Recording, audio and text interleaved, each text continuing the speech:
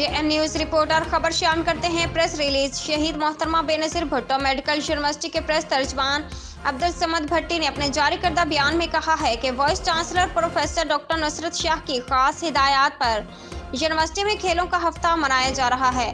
पहले दिन के मुकाबले में चांटका मेडिकल कॉलेज को मजमूई तौर पर बढ़तरी हासिल रही।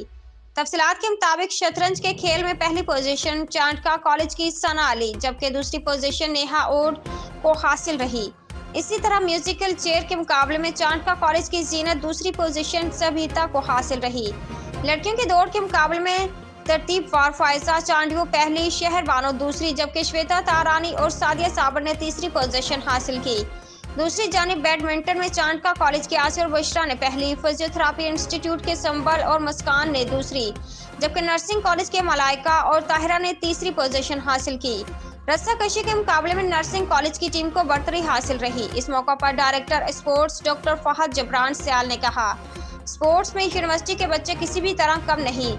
खेल जहां मुकाबले का रुझान पैदा करता है, दूसरे हाथ पर सब्र और बर्दाश्त भी सिखाता है। JN news reporter Imran Ali Jatoi, district Larkana.